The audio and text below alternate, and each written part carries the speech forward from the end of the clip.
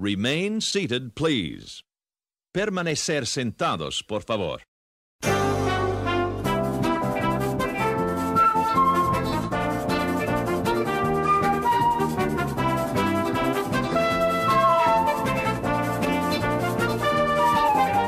Matterhorn Matt presents Matterhorn Mondays. Hello everybody, welcome to episode 72 of Matterhorn Mondays. I'm your host, Matterhorn Matt.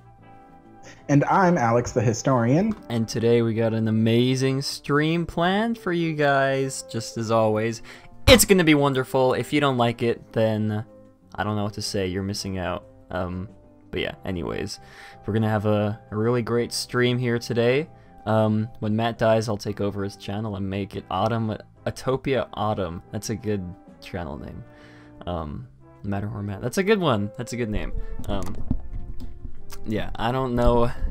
How do we normally start these? Hi guys. It feels like it's been a while. It's only been 7 days. I might die during the stream. If I do, don't worry. I'll be fine. I have paramedics on the standby. You can't see them. They're just out of frame. They're probably taking a nap on my bed. But in case I do die, they're there to resurrect me. But anyways, I guess we should just get right into this week's news. I feel like I'm forgetting something. Oh. No, there was nothing that I wanted to say. I feel like there is, though. I'm trying to... Okay, well, I always forget to say this. I always feel weird when I promote my Twitter and Instagram, but I feel like I should start saying that on the weekly, because I think I'm almost 180 followers off of 1,000 on Twitter. So if you guys listening are not following me on Twitter, you can do that. My username is MatterhornMatt. Link is in the description below. And if you guys are not a member of our Discord server, link is also in the description below, or you can do !Discord, and the link to the Discord will pop up in the chat for you guys watching live. And if you guys don't know how you're able to watch live, we are streaming now. I mean, when you're listening to this later on, and we won't be streaming, but every Saturday at 5 p.m. Mountain Time, Alex and I live stream this episode of Matterhorn Mondays on my second channel, Matterhorn Matt Streams. The link is on the sidebar of my channel. It might be in the description of every podcast. I'm not sure. It might be. You guys can check that. Mods aren't the only people that can do it. It just popped up once just because two people did it, I think. I might need to change the permissions. That's kind of awkward. But someone else that's not a mod tried doing !Discord just to see if it works. But yeah, so okay, yeah, Alex is not modded, so he can try. Yeah, I wasn't given the opportunity to mod. It should pop up. I'm 99% sure that it will. What's another one that I can do? Oh, there it is. There is !Discord, !Patreon, and !Donate. And if you guys donate to the stream, we got a special surprise that'll pop up on screen for you guys. Just want to throw that out there. Which reminds me, I need to log into this really quick. Okay, but yeah, so all those links are out of the way. My second channel, if you guys, like I said, if you guys want to watch the stream live, interact. It's a great way to interact with us, live. If you have any questions you'd like to ask, you can ask them on stream in the chat. We love answering questions, whether they pertain to the topic or not. But yeah, now that we've got that out of the way, I have a hair right on the tip of my tongue. Got it. Anyways. You're not supposed to grow hair there. I know. I need to shave my tongue. You just reminded me. But anyways, let's get right into this week's news from the Peak. We now present to you news from the Peak. I literally hadn't heard of Matt before about 2 minutes ago when I clicked on the link for the stream. Well, welcome, Venom. We're glad to have you here. Yeah. I thought I was going to say something else, but I guess not. All right, so for our first bit of news from the peak, very sad, or I guess very happy the way you look at it. Very sad news. Coco director Lee Unkrich, I think I pronounced that right, is leaving Pixar after 25 years. Very sad. He also directed Toy Story 3, two of my favorite Pixar movies of all time. He's been with the studio for over 25 years. He said, quote, "I'm not leaving to make films at another studio. Instead, I look forward to spending much needed time with my family and pursuing interests that have long been backburned." So, you know, he's leaving to spend time with his family. Very good for him. Excuse me. I'm not really sure how the quality or how this will affect the quality of Pixar films going forward. I don't really know much about him, to be completely honest. I don't know how he, or if he like helped produce a lot of the other Pixar films, but I know he will be missed. He did, like I said, direct Coco, which is one of my favorite Disney movies of all time. And you know, Toy Story 3 is okay too. But Alex, what do you think about, what is his name? Lee Unkrich leaving Pixar. Well, you know, it's kind of part of this whole change we're seeing at Pixar, you know, which it's inevitable, you know, like you have like the people, you know, like Lee Unkrich and Pete Docter and then of course you have John Lasseter and all those people who originally were part of the original team of Pixar, you know, that eventually one day Pixar won't have them anymore, you know. So we already know that John Lasseter is not there, and now Lee Unkrich, and then, you know, one day, you know, Pete Docter will either retire or move somewhere else or something, you know. So basically, we're starting to see Pixar change, and it may be for the better, it may be for the worse. So it'd be interesting to see what Pixar movies will be like from now on,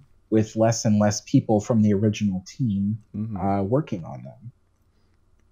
Yeah, it's interesting that you brought up John Lasseter. I forgot to report on this. Maybe it was a couple weeks ago, I believe.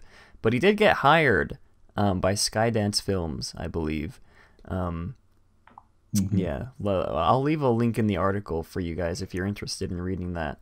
But yeah, Lee he's not moving to another studio, like you said. He just wants to spend more time with his family, which is good, you know. But again, it's sad for people like us who enjoy the movies that they made, the movies that they helped make. But yeah, anyways, moving on to our second bit of news from the peak. Disney announces a live-action remake of The Hunchback of Is it Notre Dame or is it Notre Dame? I never know how to... It's Notre Dame. People say Notre Dame, but that's not the way you pronounce the Paris church. So okay, well that helps me out immensely because I never knew which way to say it. But yeah, Disney announces a new live-action remake of this. Apparently, I didn't know people love this movie so much. I'd never seen it. It's on my list of movies that I have to see. I've heard it's good. You know, Quasimodo is a pretty cool dude from what I've heard. But yeah, let's see. You also misspelled Hunchback. Did I? There's probably going to be many more misspellings to come. How did I pronounce it? It's Hunchabook. Hunchabook. Okay. Oh my gosh. Close enough. Let's see. Link to all these articles will be in the description below if you're interested in reading more into these pieces of news.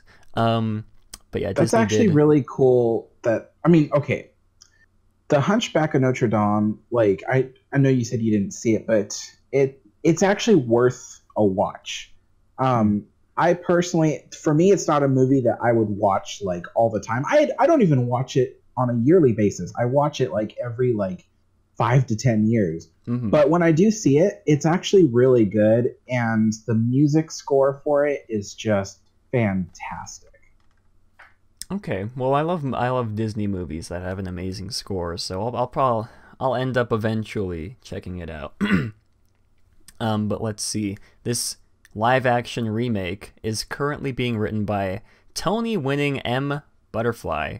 I don't know what Tony-winning M. Butterfly, Paperwright David Henry Huang. Someone knows what that means, but there's a quote here that from Deadline apparently. Let's see. Quote: "The new film will pull from that 1996 animated film and the Hugo novel, but not the stage production that Schwartz and Menken collaborated on in Europe. David Haberman, who runs Mandeville with Tom Lieberman, has been fixated on the live-action Hunchback for 30 years, going back to when he was Disney Film president. An early attempt led to the animated film, and another resulted in a limited TV series on ABC. Now it has come back around as a feature film, and while it is early, and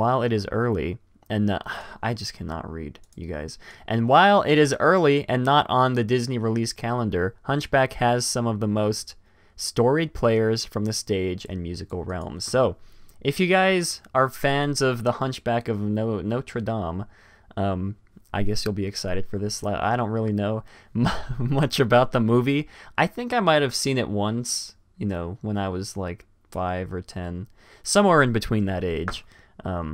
But yeah, if you're a very large person, I don't know what I'm trying to say. If you're a person, a very large person, I'm a very large person. Oh my goodness! If you're a person who is very much against the live action remakes, let me know what you think of this live action. I mean, I don't think it's officially confirmed because they said it's not on the Disney release calendar yet, but it is in talks to be made, apparently, according to WDW News Today. We all know how reliable they are. I cannot speak today, you guys. But let's move on to our third and last bit of news from the peak. Mickey and Minnie have debuted. Wonderful, in my opinion. I love the new costumes they have. They've debuted new costumes to celebrate their birthdays in the Magic Kingdom. I will switch to an image. That's not the right. There we go. Right now. This is what they look like. I think Mickey looks pretty slick, to be honest with you guys. He's got like a clear little birthday hat on. So does Minnie. Her dress. I think her dress has like, it's poofy. I think it has like balls in that, like if she twirls, maybe they like move around inside her dress. I don't know. I think they look really nice. I'd like to get a picture with Mickey dressed up in that birthday. It's almost like there's sprinkles on him. He's like a cupcake with like sprinkles poured on him. Yeah. Or really? I guess it's more confetti. Yeah, I guess it's more like confetti now that I look at it.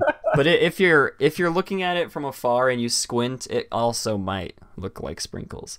But yeah, I think it looks nice. Minnie looks nice too.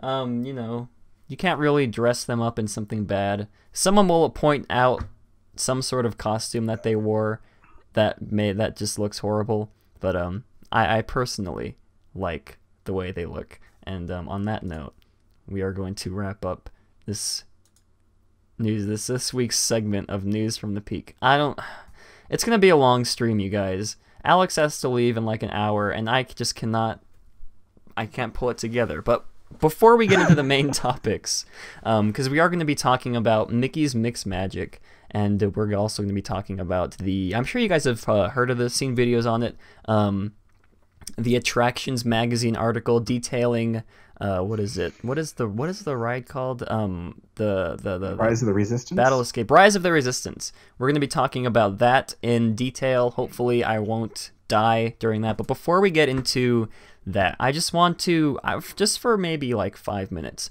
I want to talk about the movie Bambi. I hadn't seen the movie Bambi up until, I want to say it was like 3 or 4 days ago. Jeremy has been sending me all of the highest quality I've ever seen, all of the movie files in preparation for this episode of Historyland. And so far I've seen Dumbo and Bambi, and I don't know why I hadn't seen them before, but I'm really glad that I did see them because Dumbo and Bambi are two of my now most favorite animated movies that Disney's put out. I don't really know where I'm going with this segment. I just wanted to give as much praise as I could to Bambi because it's one of the most beautiful movies, not just animated movies. It's one of the most beautiful movies I've ever seen in my entire life. I was pointing out, well, I was watching it by myself, so I guess I was just talking to myself. I pointed out that every scene looks like it could be. I understand how weird that sounds, but I was pointing out to myself that literally every frame from every scene could be hung up on my wall as like this amazing just piece of artwork. It's just really. I can't even describe into words. Alex, have you seen Bambi? I'm sure you have, but what do you think of Bambi? Yeah, I've seen Bambi, and while it isn't one of my favorite Disney movies to watch, I do think it is a very beautiful movie, and I think it's the artwork, like you said, is really amazing.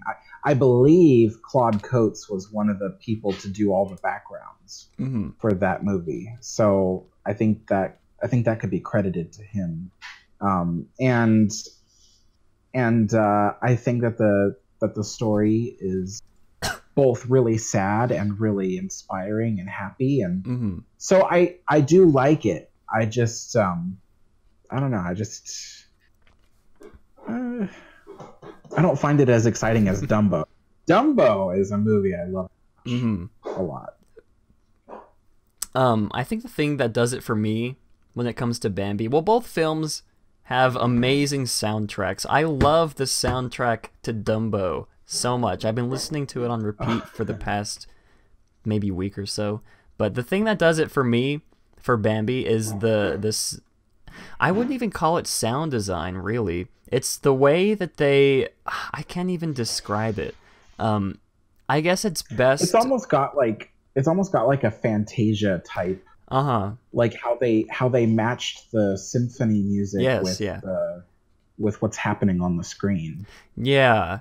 The scene that really did it in for me, where I realized that, like, holy cow, this is, like, the most amazing scene, is the April showers scene. That is one of the most amazing scenes I've ever seen. And the song is really beautiful, too. I've been listening to that song on repeat as well, just because it's a really pretty song. And it matches so...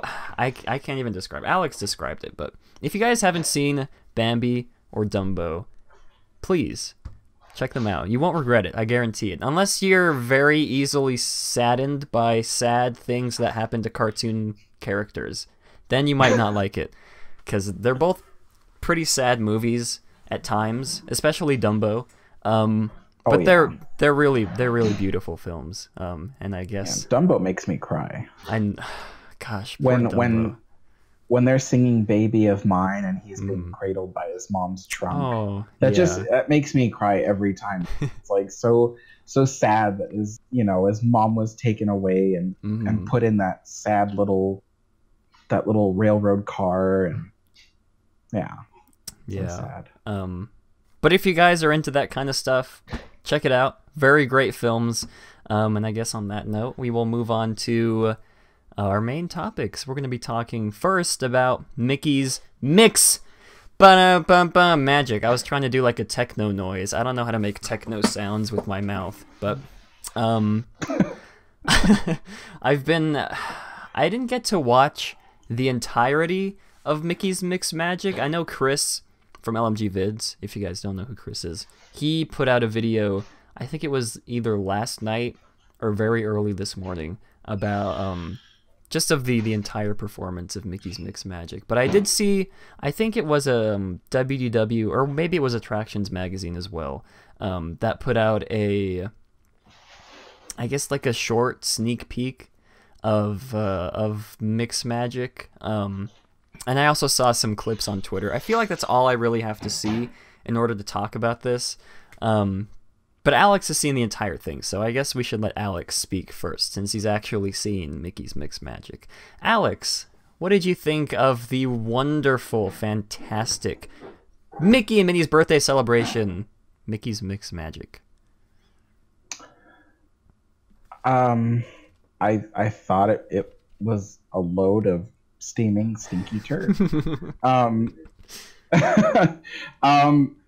Okay, so I had predicted last week when we were talking about like the music lineup for the show, and remember we were talking about like there's going to be the song "Everybody Wants to Be a Cat" from the Aristocats, and there's going to be the song that King Louie sings from the Jungle Book and stuff like that, right? And at first we were all like, oh wow, those songs, but then I pointed out, hey, let's remember this is a dance party. It's probably going to be all redone, electronic, like synthesized music, and it's not going to sound good.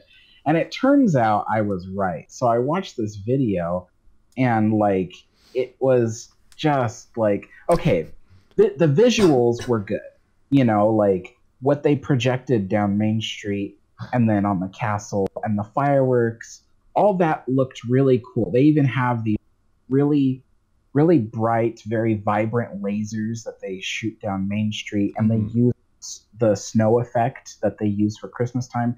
They use that to kind of to help what are the words I'm looking for? To help the lasers kind of shine down Main Street. Lasers need to hit something in order so you can see them. So they use that as kind of like a three-dimensional medium, project the lasers on Main Street. It's really cool when they do it that way. But the one issue with the show that I have, and really it's just one issue, but it just so happens to be the biggest issue, is the music track. This whole show is depends on its music track. It's this really remixed version of all dance party type music tracks, and it's horrible. Like they have this horrible thing like during the Frozen, where Elsa singing "Let It Go." Like they take like this part where she's like singing like "Let it go," that word, and then they chop it up into like a bunch of different little sound bit segments, and so it's like she's going "Let it go, go go go go go go." And I'm like, what are you doing? And I'm like, it's horrible. It's just like and then like they use the voice synthesizer to make it all like electronic and stuff sometimes. And granted, they use the actual of the movies, like they literally took the out of the movie and then just remixed it. So thankfully it's not like they hired another singer to do it, you know what I mean? But at the same time, it does sound kind of horrible to hear these classic songs just mutilated the way that they did it. And Saludos Amigos in the chat is like, Alex discovers techno. No, I've this, like I said, this is exactly what I feared that they would do, and they did it, and now I'm like, why? But anyway, so while the visuals of the show are really good, fortunately, the music just sounds like a dumpster fire. I remember last week when you predicted that they were going to do that to the music, because I didn't think that they were going to do that. For some reason, I just didn't predict that they were going to remix the music like that. And once you said that, you could probably see on the stream. Excuse me. You could see like my heart just sink. I'm really your jaw dropped to the desk. yeah, I'm really mad that I wasn't able to watch the actual full thing because I want to see how they remixed the Coco song. I'm really interested as to how they did that. Oh, that was horrible.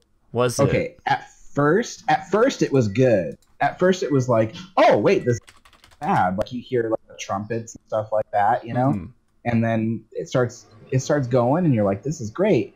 But then halfway through, it just suddenly turns into like I don't even know. It just, the only way I can say it is they techno-fied it. Techno-fied it. Yeah, it was just awful. Just, I was just like, you can't do that to you know, Mexican type music, you know, Mexican mariachi type music. You can't do that to. It just sounds like the worst. To be honest, out of this whole show, the only soundtrack that actually was decent was the song by the you know, the main theme song of the show. I forget what it's called.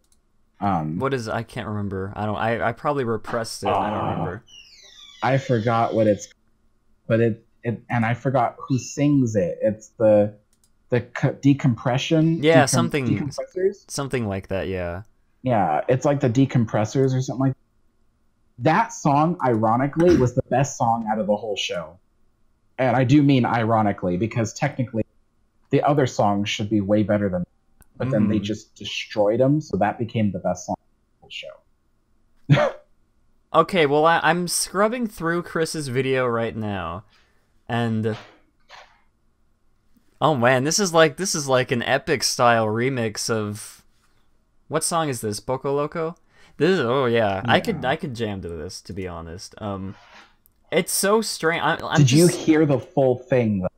No, I'm just so like far I said, listening to the first couple seconds. The first half of Poco is good, but then the second half of it just falls off a cliff. It's so weird. Everybody is just standing, because this is supposed to be like a dance party type thing, right? You'd think people in like the crowd would be like, you know, I don't know, like what dances, like the floss. Do people still floss? Oh jeez. Yeah, I don't know what dances kids do nowadays. But it's just so, I don't know, it's just so awkward to me. Everybody's just standing around, just watching.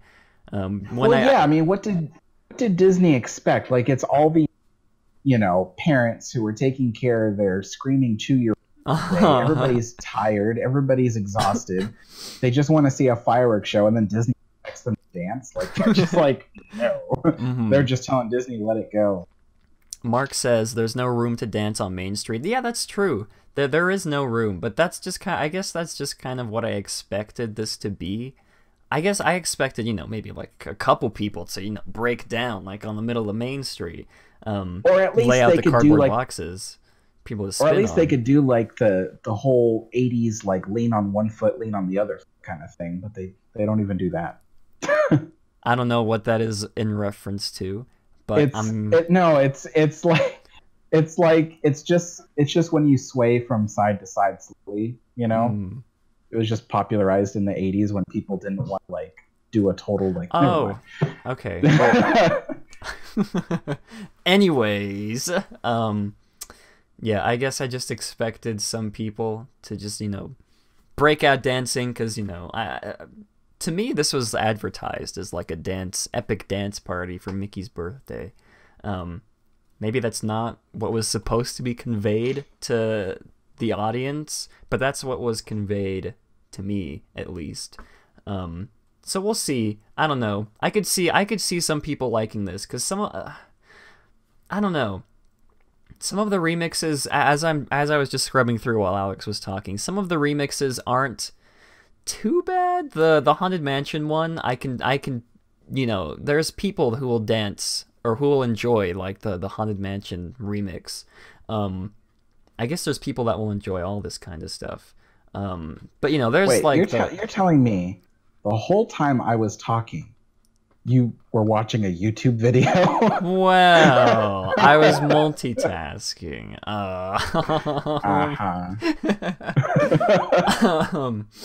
But I could see people. I could see people enjoying this. Maybe not like the 50-year-old dads and like moms who don't particularly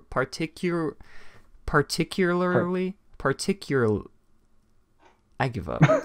Who don't necessarily like this kind of music. Say it again. Wow. Particularly. There we go. Yes, there you are. It's just been a long We got day, you out of that guys. hole. I'm not going to be able to say it again. Who don't necessarily like this kind of music. T-Will has a question for you. T-Will asks if the waiting room's open. We can do the waiting room, sure. We'll bring T-Will in.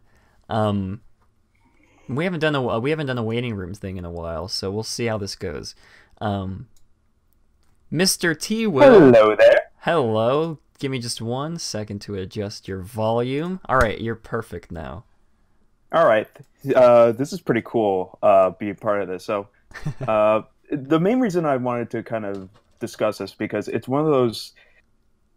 It's a little interesting to think about when it comes to something like this techno dance party type thing because it's obvious what they want to do. Mm-hmm. They want to celebrate Mickey and they want to be hip with the kids. But they are kind of stuck in a pickle, in my opinion. It's kind of because Disneyland has kind of become part of the popular culture, and it's kind of I'm trying to reorganize my thoughts, but it's kind of should they stick to their roots and kind of stay kind of traditional and classical and kind of go on that end, but maybe not be with the with kind of the techno kind of modern trends, or should they try and kind of lean onto that? Because either way, they're going to lose. Mm-hmm. Because generally speaking, if they, like I said, if they move into their kind of classical stuff, they might be seen as kind of old fashioned, kind of not really being there. But they're kind of staying to their roots, so it might be a little bit more timeless. But something like this is kind of more short term. So should they then go into the techno route and doing that? That's kind of the predicament I see Disney Entertainment at least kind of falling into, and plus, it's I don't see the point making this strictly like putting this on Main Street because again it does get crowded over there. But the biggest, I mean, it really is kind of difficult for them.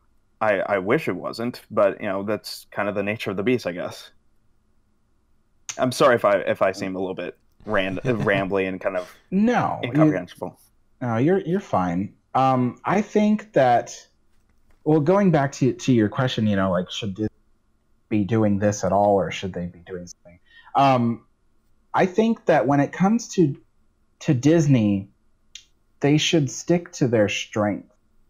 I mean, it's okay to try to develop your weaknesses and make that into a strength. But I always live my life by this one bit of advice that, well, I have lots of it. Anyway, this one particular thing that says there's a reason why you have certain weaknesses, because it's your weakness. If you try to focus all your strength on your weakness, you're gonna be weakening your strength. So I kind of think that's kind of how I think when it comes to the dance party is like Disney knows that they're good at techno dance parties. This isn't the first time they've tried it. They've done it many times before. And unfortunately every time it falls short. And in this case, I think like, okay, they've tried it a few times. It hasn't worked. At least they tried, but this should have been a lesson to them. Don't do it again, and instead they keep trying to do this. And unfortunately for people like me, or I'm not the only one, but for people like me, you know, it just kind of goes like, oh man, this was a missed opportunity. I would really like a fireworks show that sticks to Disney's classic feel. There's plenty of Disney songs, I think, that we could dance to that are already good enough. For instance, Poco Loco itself is a good song to dance to without having to technofy it. So, yeah, that's what I think of it. Well, I've seen kind of to maybe bring up a little bit of something that I've seen a couple of fun little remixes done by YouTube, who've done, you know, on the internet of remixes. Like if you watch Mickey Views, he has a little bit where Want to Be Like You has this kind of remix to it. That actually sounds pretty good. So, but like you said, this is not really Disney's forte. So that might be the big issue there. But it's possible. But again, it's not something that they're good at. Yeah. But looking at the concept art and knowing about that this is their intention. Meanwhile, it seems like that we're not really going to get this for a long time, or at the very least, it's going to look awkward considering what's happening to the castle. But do you think that this will look as good? Because I haven't been to Disneyland that often. I've been to World more often. So my first time in a while was to see was during the Pixar Place thing, and they had that, you know, Together Forever thing, and all the projections were interesting at the beginning, but then it was kind of like, okay, but it didn't really grab me as much as I thought it would. Like the only cool part was the figures, and even then they just stood there. Like during you know what I'm talking about. But yeah, I'm just thinking. This is really a case of a short term project that's going to kind of, you know, let's draw in the crowds right now before summer, or at the very least maybe even an attempt right now to do it before June, so to speak. But it doesn't seem like it doesn't really seem like they really put much thought into it. They're just like, we need to celebrate Mickey. We need to have something a little bit more exciting before June. So what do we do? Yeah, I know what you mean, because when I kind of felt like, wow, this seemed like really last minute. Like, honestly, the show didn't require much work. They probably hired one like professional sound technician, like a DJ, to take stuff that was already in the movies and then just remix it. And even the fireworks didn't go off like synchronized with the show. It was just fireworks going off. So I was kind of like, it didn't seem like they spent too long. With the fireworks thing, my thing is, because of that last minute stuff and the fact that they also said that they weren't going to do fireworks the entire time, it makes me think that they, you know, it's mismatched because they don't really care. And it's and one thing that's been discussed before is that they're trying to take away the fireworks as a way to kind of make, especially to make Toontown a little bit more accessible if the rumors of the runaway railway kind of come to fruition. So that's maybe what they're trying to go for, but I don't think it's going to really work, because even if they cause a land like Toontown to kind of shut down early, fireworks and Disney do go hand in hand together. I mean, when was the first one? Like 57, 58? So we've constantly tied the fireworks and nighttime spectaculars together. Like there is a reason why Animal Kingdom doesn't do it, because that actually can harm the animals. So but everywhere else, you know, the Star Wars thing at Hollywood Studios, I forget if World of Color did it, because World of Color was off. Probably, I don't think they do. Do they? No, they didn't do pyrotechnics. Only for like 4th of July. 4th of July. Okay. Yeah. But it's like, okay. So World of Color can be the exception to the rule, but Disneyland, especially if we're going to stick to its roots, it does fireworks. You just expect it. So to have a Disney nighttime spectacular that's not going to have fireworks, it's kind of like, it's kind of like going to see a Marvel movie, but you don't get that big epic battle scene, and instead you just see Thanos and Captain America just talking to each other. It's kind of like, all right, that's productive and kind of interesting, but that's not one of the things I came for. Mm-hmm. So that's a little bit of food for thought. But it's really, it's interesting what they're trying with some of the things that's going on here, and when you kind of stack it in with some of the other rumors. Let's to leave it at that. I have a lot to say about that, but I don't know if we have time. Hey, that's perfectly fine. Yeah. Well, thank you, T-Will, for bringing your insightful insight to this episode. My ramblings. I'm gonna go ahead and move you back up now. Thank you again. All right. See ya. See ya. Well, he does bring up some good points. Because I remember, well, I don't want to hang on this for too long, because like Alex said, we don't have that much time. But I do remember, I can't remember who was talking about this.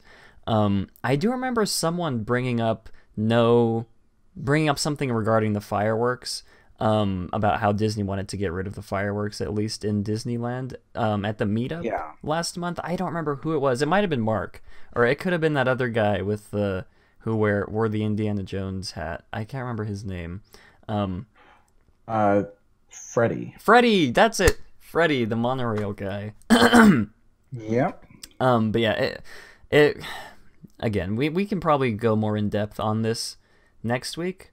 Yeah, I'll actually make a note after the stream to we should talk about, because I do want to talk later on that next week, fireworks and what they're doing. Okay, yeah, so after the stream, I'll send a message to myself, I guess, so I don't forget. Next week, we'll go more in-depth on what T-Will was talking about, because like Alex said, he has a lot to say. But until then, we are moving on to the Star Wars Rise of the Resistance new details that have emerged. This comes from attractionsmagazine.com. And according to them, this is not official. This is... I don't know where they got this information from, but they do put a disclaimer right at the beginning of the article. I guess I'll read it just for, They probably sent a bounty hunter out to find an Imagineer. Oh, probably. Let's see. The disclaimer says, unless where otherwise noted, the following is rumor and speculation and should not be regarded as fact unless confirmed by the companies mentioned. So, I'm sure you guys have probably seen the fresh-baked video that Dave made on this, or even DSMY Newscast made a video on this as well, I believe. But... again, these aren't confirmed, but I think most likely a large portion of this is going to be true.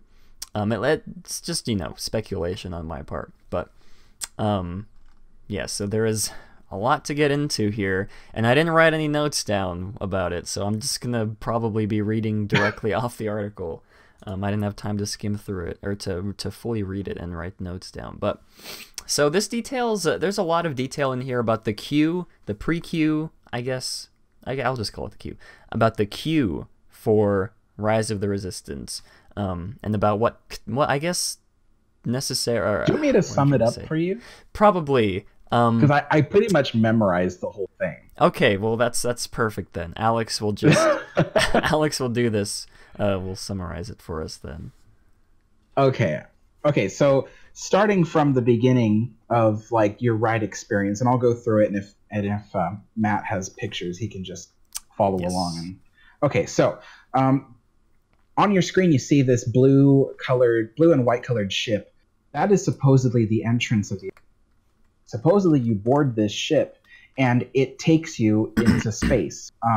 For a reason we don't yet know, but it takes you into space. Now the interesting thing about this ship is that it's designed to be the pre-show of the attraction. So basically, if you imagine it, on the inside of that ship is kind of like a little mini carousel theater. You get in on one side of it, And there's a pre-show which takes you into space, and you realize that you're captured by the largest Star Destroyer, and of course you are going to be in the clutches of Kylo Ren. While this is happening, while you're traveling through space, the little theater is actually rotating 80 degrees without your knowledge until now. And so that will rotate you. So that way, when the door does open again, you'll be inside the main attraction. So, like I said, your ship gets captured by a destroyer. You end up landing in one of the large hangar bays, Star Destroyer, and the doors open, and you and a crowd of people are let out into the large bay. And in this bay are a few dozen animatronic stormtroopers, I might add, that are waiting and watching as you led into the prison cell area. So this bay area is going to be really cool, with a view of space outside the bay door. There's going to be TIE fighters, as you can see, already mounted on stuff like that. I'm guessing there's going to be chains and stuff on the for the queue to lead you directly to the prison cell. So from there you go into the prison cell, and there are supposedly 4 identical cells, so that way everyone gets the same experience. When inside the cell, you are actually separated, I'm guessing, of 16 people. Explain why. When you're in this cell, they're going to deliver to you safety for the ride in a themed way, I'm guessing. And in this prison cell, you will also see 2 ride vehicles per cell. And so each ride vehicle holds 8 people, because there's 2 rows, and each ride vehicle is led by a small 2. And so you are going to be taken to be processed as a prisoner. And so anyway, you get on the ride vehicle, it takes you out, and then from there what happens directly after that? Oh my gosh, I forgot. Okay, yes, you enter the blue room, and I think there's going to be. I think they said that there's going to be a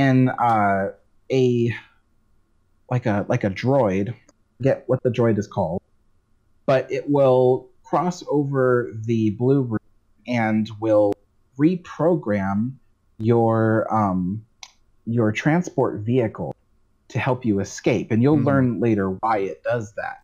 So you start to escape, and you go down these halls. As you can see in this picture, there's stormtroopers, but there's no stormtroopers in the hall. It will actually be empty. And as you round the corner, you will come into view of Kylo Ren, and he's going to, turn on his lightsaber, and he's going to try to, I'm guessing, recapture you or kill you, one or the other. And so then you start to escape, and you go through a few halls, and when you round the corner, large hangar where there are these 2 almost life-size AT-AT walkers. I believe they're actually half scale, even though the article says they're almost full scale. I'm pretty sure they're half scale. Anyway, the 2 AT-AT walkers will actually try to fire their lasers at you, try to shoot you down. Now, meanwhile, your 2 ride vehicles, which I forgot to mention, you are pretty much paired up with another ride vehicle throughout the whole attraction. So each of the 2 vehicles travel in 2s throughout the whole ride. So the 2 vehicles split up. One goes to the right, one goes to the left, and they enter these lifts, which will take you up to the 2nd floor of the building, where from there you exit the lift and you pass through one room where Kylo Ren and General Hux are discussing that they must recapture the escaped prisoners because the resistance has arrived.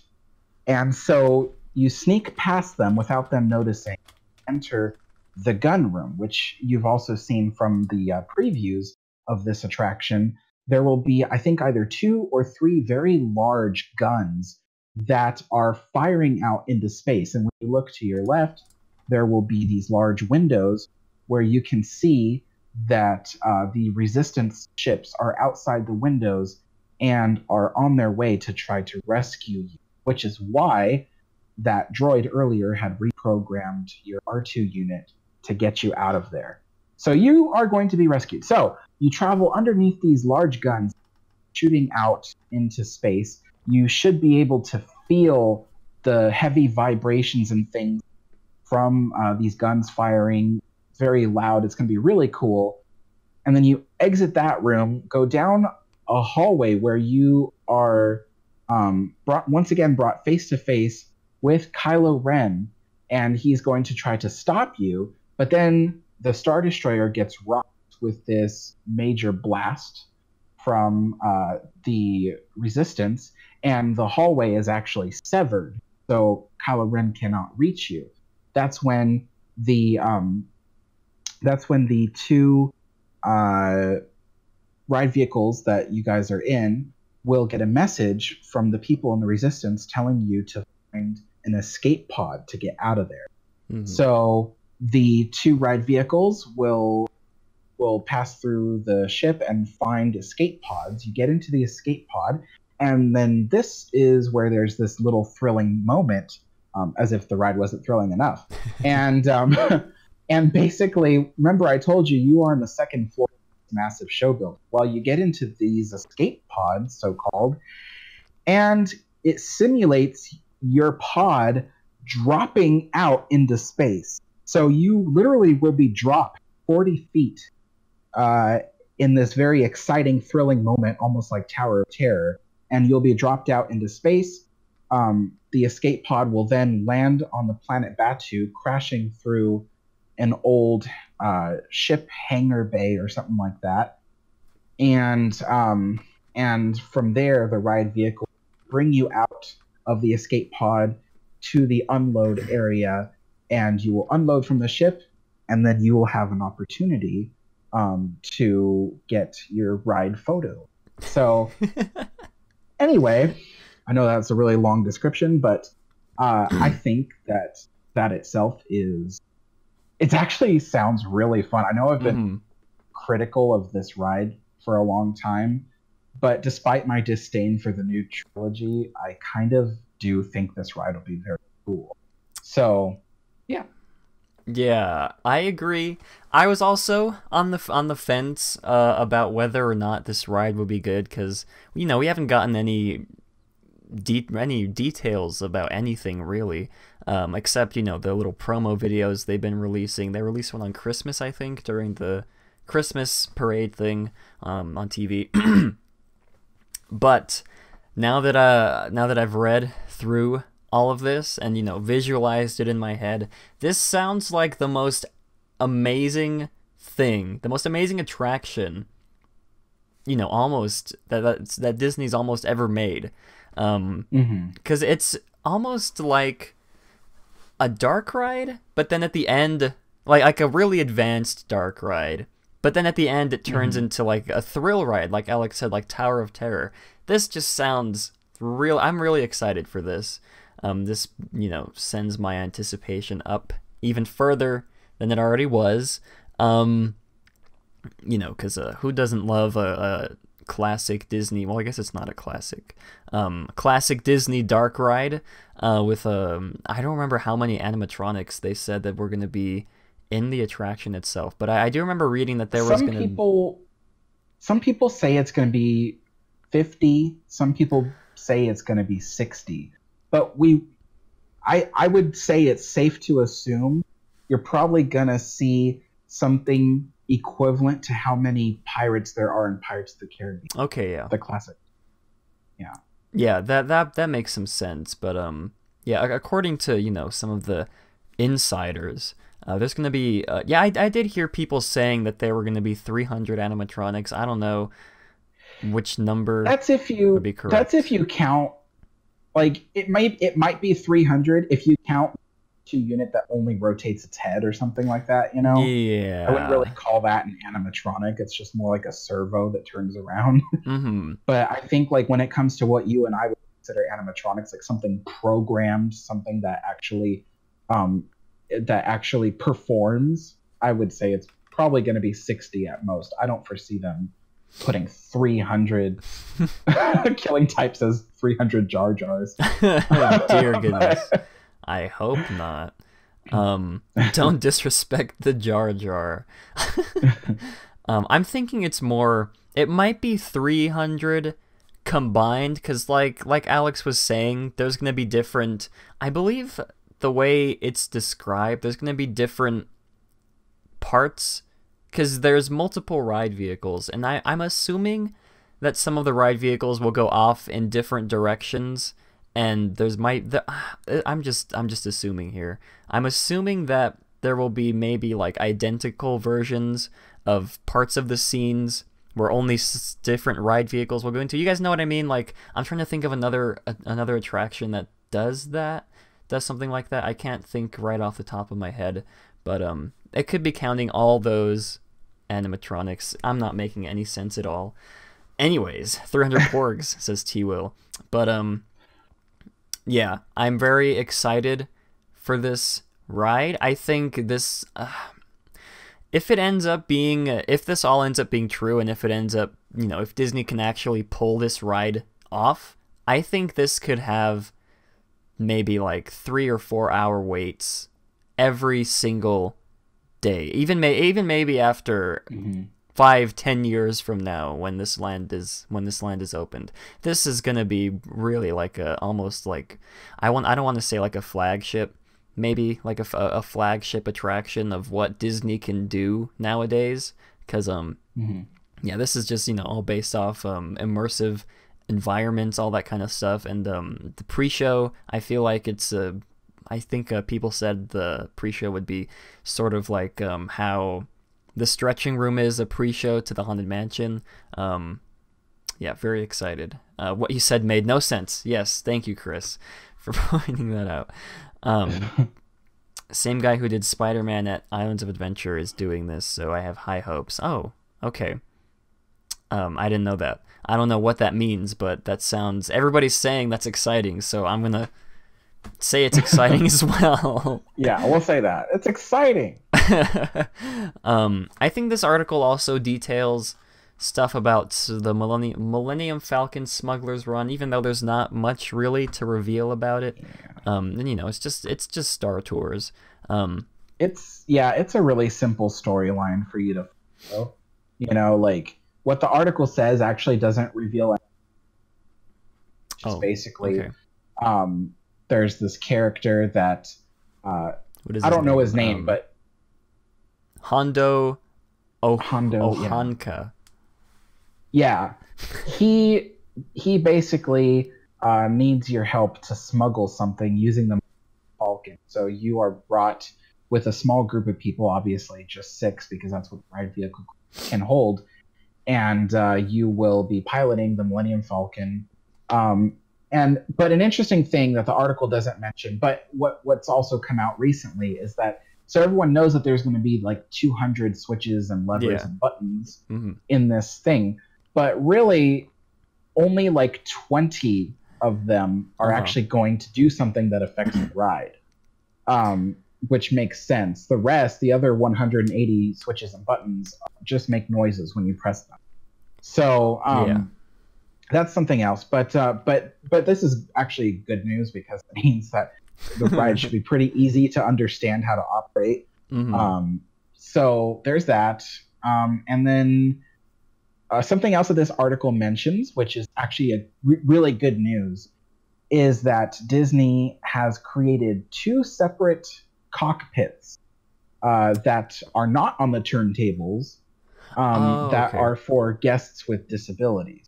So that way, you don't have an issue like where you have with Haunted Mansion, where the whole ride has to be stopped or slowed down to allow someone with a disability to board the attraction. So, because as we all know, these simulators are on a turntable that is going to be probably timed to exactly 4 minutes per rotation of the turntable. So things have to go, really smoothly. And if you stop the whole turntable, the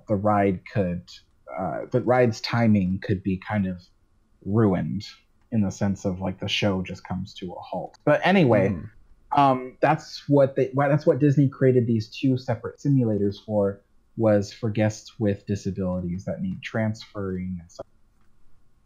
So that's really cool. So, and as far as that goes, that's about the end of what the article says about that attraction. Yeah, of course the article itself goes into a lot more detail if you guys are interested in that. I'll put the link in the description if you guys would like to, again, by attractionsmagazine.com. And there was something else I thought I was going to say. Probably not. Oh, yes, there was, I'm sure you guys remember this piece of concept art that was revealed. This is the highest quality picture of it that I could find just right now. But if you look online, there's higher quality. You can actually read what is on there if you search online for the higher quality one. But people were speculating what this was for, and it seems to me that this is for the what is it called? Rise of the Resistance. I believe it's for the pre-show thing that Alex was talking about, where he was saying it was sort of like a carousel of progress rotating type thing. But then again, we could be wrong, because I can't even read what that says. So it's very low quality, but allow me to insert my little idea. Oh, yes, that's right. You go ahead. Right. Okay, so people, the article that talks about the pre-show for the Rise of the Resistance says that you get in this this circular theater that is divided halfway, so that way there's actually 2 separate theaters on the same turntable, right? And supposedly you're watching the pre-show, I'm assuming while standing up, and supposedly you have no idea that the theater is actually turning 180 degrees, because the idea is that you're standing in the same place that you entered when you first got in the ship, right? So supposedly you don't know the whole theater is actually rotating 100. So that way when the doors reopen, you're actually inside the show building. Well, my little theory about this I guess concept art, it's not really art, it's like a concept thing. Patent, right, it's a patent. It shows these pods that you sit in, right? And people have to board the pod, and the pods only travel in a circle. Now, the interesting thing is that these pods don't line up with what the article says.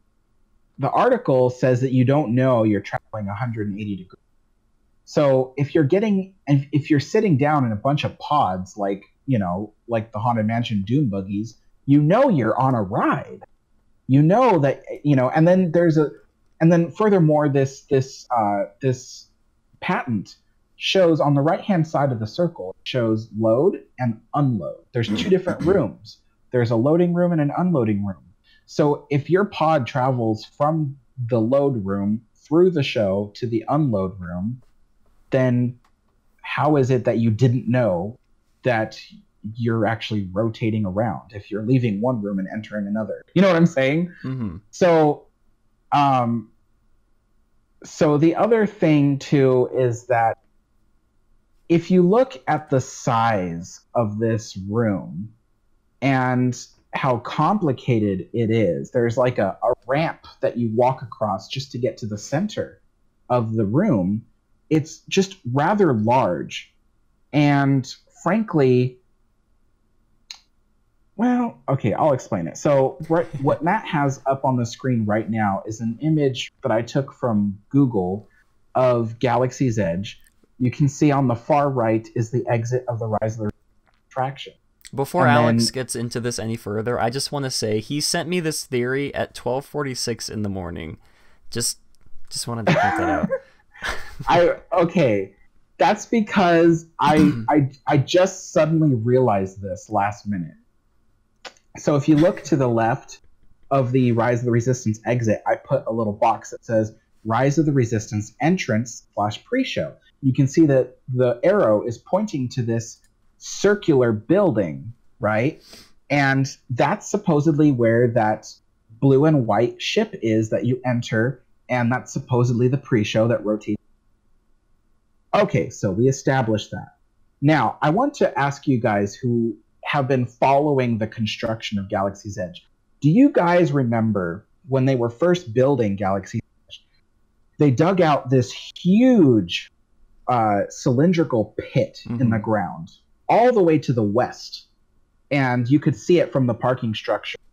And then what they did was they built this this center structure that goes all the way up. And then I think it goes maybe 2 stories above.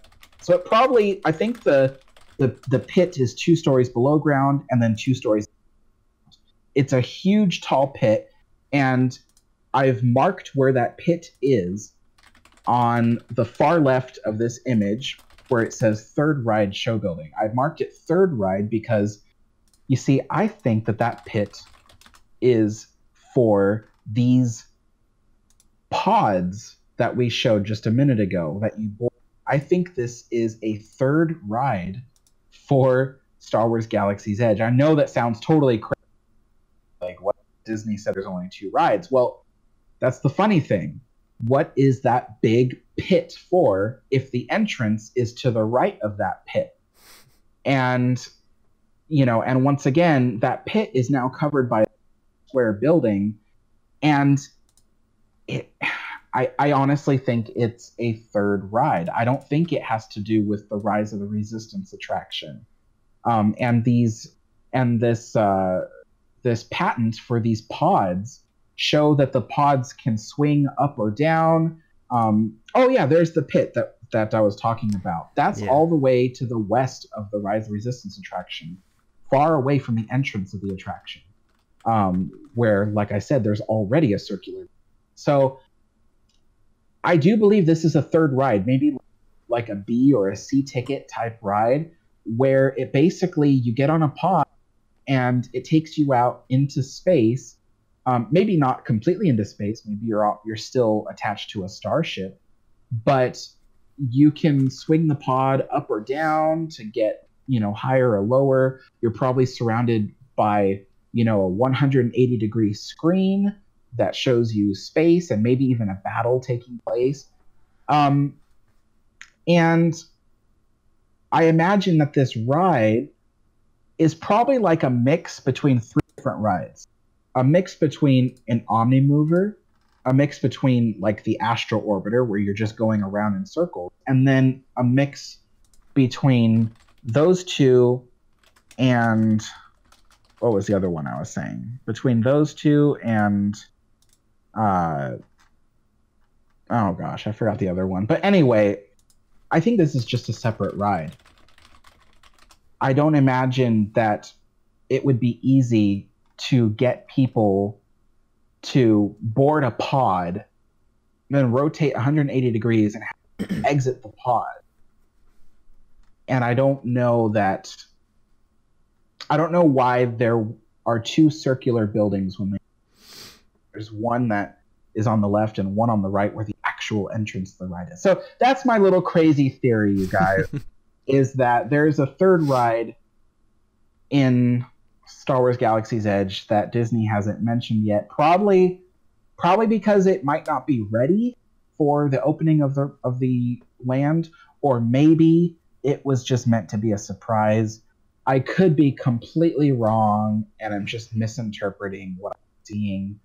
But yeah, I don't, you know, once again, if the entrance of the attraction is where those pods are, then what was that big circular pit dug for? Mm-hmm. So yeah, that's just a little food for thought, people. Well, Chris said he might know what you're talking about. So we're going to bring in Chris from the waiting room. Or a ship. Yeah, it's like a little room. Yeah. Oh, hello. I was talking to Disney Doof. I'm sorry. All right. So about the room you were talking about, Alex. So there was another YouTuber who was talking about it. I forgot who it was. I'm sorry, but they were saying how you walk into an entrance and you go through a large queue. Then you go into a pre-show room where the rebels kind of guide you down what's happening. Blah blah. Do this, do that, do that. Then you walk outside to go into another queue. Then you board the ship. That's what they were saying. Okay. That's. Okay. I don't want to crush. I don't want to crush all your dreams about a good ride. I'm sorry, but. No, I'm not. No, it's just that I'm not fully understanding that. Like, like supposedly you enter the blue and white ship, and then the ship supposedly takes off into space, right? So yeah, how do they expect people to enter this tiny ship and then go through this massive queue, go through a pre-show? Oh no. So essentially, from what I heard, the entrance is on the other side of the crash ship. So it's not where the blue ship is. Then you go so in that giant place you point out where the third gate is. That's where they're saying that's where the actual entrance and the pre-show is. Then from there you move to a queue that's outside that walks across this cavern where a giant hole is where the blue ship is sitting. From there you board the blue ship and then you go onto a ship that takes you into the Star Destroyer. That's what I heard. Oh, okay. Yeah. Okay, but then my next question is, so once you board the blue ship, that's where these pods are? Yeah, so the blue ship could. So what I heard was you board the blue ship, then you go into a external pod which takes you up into the thing, like a little escape pod kind of deal. It goes up into the ship. Oh. Yeah, so that's what I heard. So and the pods are connected to arms or whatnot. So you're not actually riding the blue ship. You're riding a pod on the from the blue ship up to the Star Destroyer. That's really strange. That's what he said. Disney Doof is saying in chat, that's not what I heard. Oh, we got some conflicting rumors here. Information. Well, I just want to say. Maybe it should. Yeah. If he comes in, I'm just. Yeah. No, that's fine. Go ahead. I just want to say, I think it's amazing that a Star Wars ride can bring us all together like this and speculate whether or not Chris is right or whether or not Alex is right. I just think that's the greatest thing in the world. But this is how wars start. I mean, he's true. We're gonna in a couple of days. It's gonna be the great Star Wars war, but it's not between Star Wars. It's between two crazy people. Well, like Autumn said, I guess we'll just have to wait till the land opens to find out for sure. Yep. Yeah. Alex said he's gonna be there opening day, so he's gonna be. Are you? Yeah. I'm gonna be there opening day. Well, I have to be there opening day, but yeah. Yeah, I'm gonna try to be there opening day because my pass with me, so I'm gonna go and then I'm gonna see if I can even get in. You have the top pass, Alex? Yeah, I do. Oh, okay. So I just learned a couple of days ago Deluxe is actually blocked that day. I was like, what? Deluxe is blocked from Disneyland almost the whole summer. Yeah, they are. Yeah, I have the signature, which is putting me into poverty, but it's still fun to go to Disneyland. Okay. All right. Okay, So I guess we're done here. Yeah. Thank you, Chris, for giving your insight. All right. No problem. All right. Bye. Bye. Just so you guys know, Chris is his channel is Theme Park Experience, formerly known as LMG Vids. Well, Check out his about videos. that, I'm confused because I've been looking in the we have an announcements channel where it announces all of our, I guess I call them partner channels. Chris is one of them. And I'm sure you guys might have remembered a while back Chris talking about how he was going to rebrand his channel to Theme Park Experience. And I do remember the first video he uploaded under the Theme Park Experience name. I'm trying to scroll up and see if I can find it. Here we go. Theme Park Experience uploaded a new YouTube video, Goofy Sky School, Wild Mouse Coaster, on the 8th of January. And then when you scroll back down, you see it changed back to LMG Vids. So I don't know if he changed it back and just abandoned the Theme Park Experience name altogether. Autumn and Steve are saying he switched it back, so I guess he switched it back. Oh yeah, I'm looking at it right now. He did. Why did he? What? Yeah, I don't know why, because he had that art drawn up and everything. I guess we'll just have to ask him. We should have asked him. Oh well. But anyways, I think that is gonna wrap up this episode of Matterhorn Mondays. I don't think we have anything else to talk about. Let me think. No. Yeah, I think that's going to wrap up this episode of Matterhorn Mondays. We hope you all enjoyed. I swear there was one other thing that I wanted to say. Excuse me. I guess not. Okay. Well, talk about how much you miss Bugs Land. I do miss Bugs Land immensely. Gone too soon. Go Chiefs, yeah, go Chiefs. Patriots are doo-doo. Castle Refurb, we talked about the Castle Refurb last week. Yeah, I think that's everything for today. So a big thank you to everybody who showed up during the live stream. I think at one point we had almost 20 people watching, so that's pretty cool. Buzzy's in chat. This is what you guys miss out on. You get to interact with Buzzy himself in the chat. Guys, that is, what more could you ask for? It's like Christmas in January. Oh my goodness. So if you guys would like to interact with Buzzy himself, subscribe to my second channel, Matterhorn Matt Streams. We've been doing this for a while. How long have we been streaming for? I want to say since at least maybe like episode 20, I think. Wait, I have a question. Yes. How come you don't do the streams on your channel? Well, that is a very interesting story. So we used to do the streams on my main channel, and then one day I had the bright idea to, because you guys know how I like to play the Disney music before, while we get prepared for the stream. I like to play the music before we start the stream, and I remember this so vividly. I had the bright idea to play some of the Silly Symphony shorts instead of the music, to give people something more entertaining, I guess, than the music itself.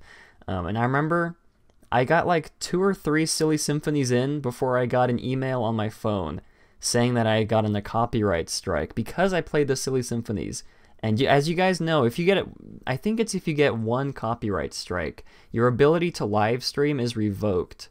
So at that point, I think this was like minutes before the stream started too.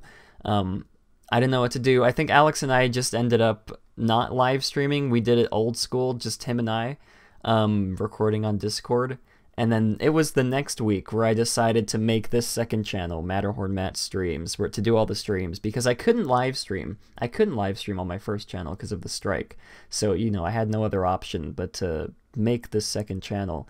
And I guess I just, along the way, I decided to keep the streams here because I didn't want to clog up people's subscriber feed of my main channel, where, people are mainly there to, watch Historyland. Most of them don't even listen to the podcasts. And I already upload the podcasts there anyways, like the full edited versions.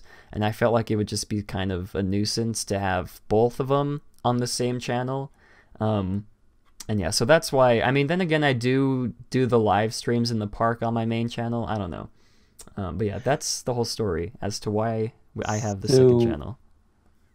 Okay, so you keep doing the streams on the second channel so that way you don't clog up people's notifications, yeah, right? But yeah.